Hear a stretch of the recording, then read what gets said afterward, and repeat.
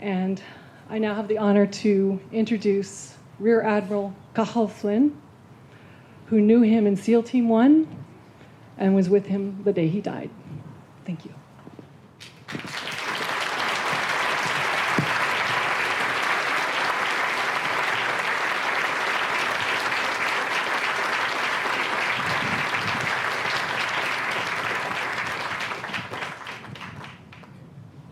I don't trust myself to speak extemporaneously to you. I would, but I might go on forever. And you would be thinking, okay, when do we get to the party? Betsy, Katherine, Susan, Sandra, family members, and all of us rest, friends of Pete. Pete Riddle was a great man, just great. That was apparent from his arrival in Underwater Demolition Team 12 in 1962. In the company of strong, physically fit men, he stood out for his fitness, not just for his height. We others knew of his football feats at Yale, where he had played both offense and defense, all in the same span of a game. Well, in those days, you played both ways, as Harvard learned to its pain.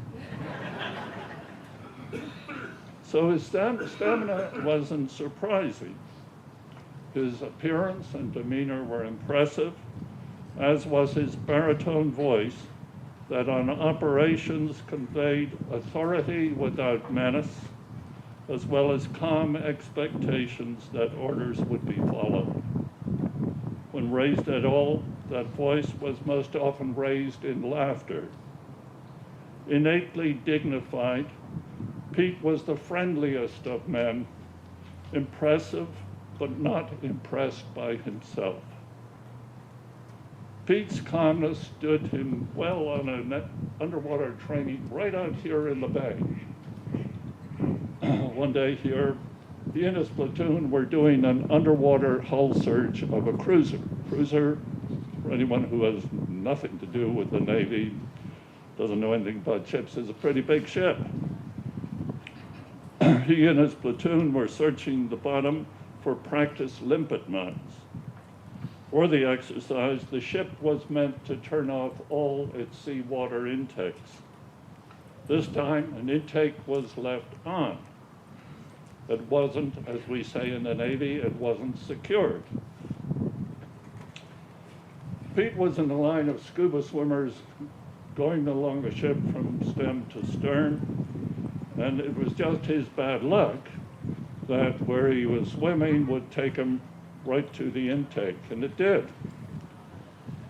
And he was sucked hard against the intake. And the force of water coming in ripped off his face mask, ripped away his scuba mouthpiece.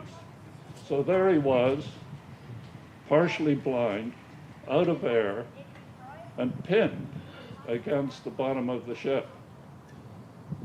Well, he had the strength of mind and the coolness just to hold his breath, to realize there wasn't very much he could do other than that by his own efforts, and to wait for someone to get the word up to the surface, thence up to the ship, to have them secure the intake, which in time they did, and Pete fell off the intake, was pulled up to the surface. There he smiled, and all was well. Now, in recounting that story, Pete never talked about his near-to-dying experience. He never talked about all that was going on with him. What he did talk about was what a chief petty officer in his UDT said to him the next morning. The chief said, "You really shouldn't Pretend you're an abalone, Mr. Riddle.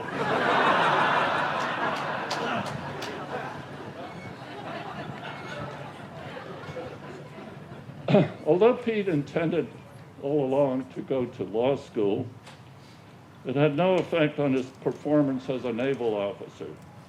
His attitude was to be professional as long as he served. He joined the Naval Reserve, got his JD, and was admitted to the bar.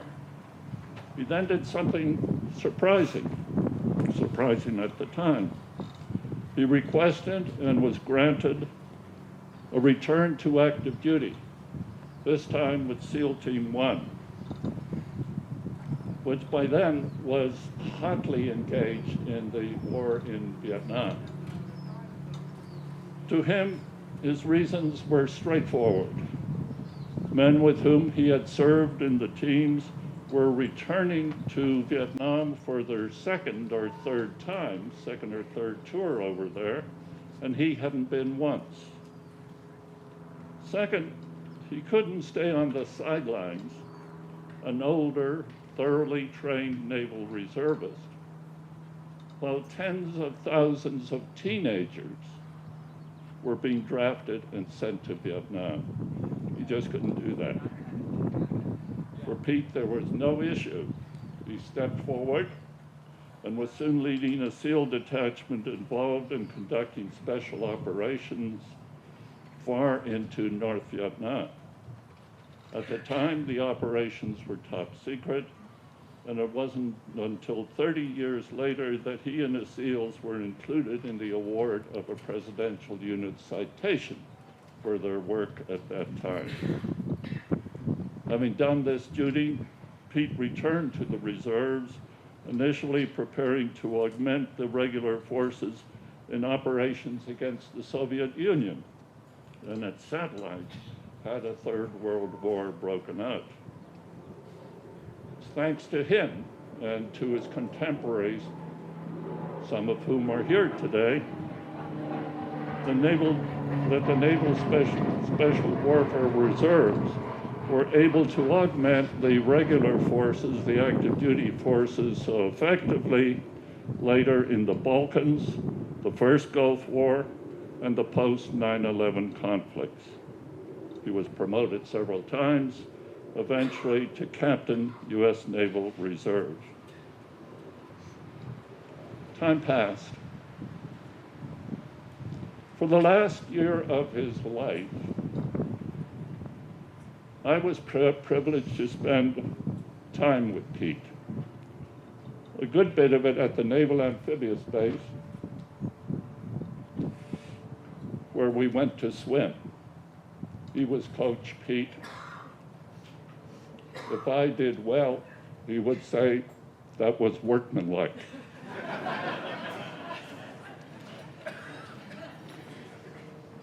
I would sometimes beg for that by saying, wasn't that workmanlike?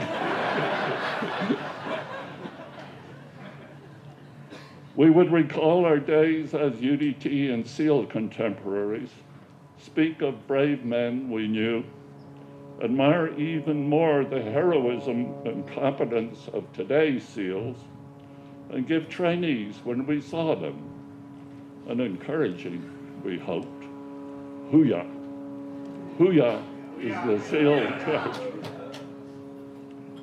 In addition to his innate courage and strength, Pete drew in that last time from his frogmen and SEAL experiences, and particularly from the basic training, from the lessons learned there. Evoking that earlier time, he would say, no whining, and we do our best. In that training, the watchword is, the only easy day was yesterday. It's said sardonically because there are no easy days. It is all hard. But there's no whining. and we do our best. That was Pete to the end. There's a poem of Emerson's that's apt here. It asks, what is success? And it answers, to laugh often and much, to win the respect of the intelligent people and the affection of children, to appreciate the beauty and to find the best in others, to leave the world a bit better, whether by a healthy child, a garden patch, or a redeemed social condition. To know that one life has breathed easier because you lived here.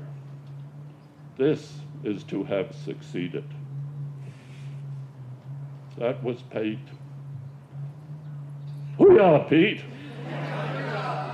And now, Bill Pate.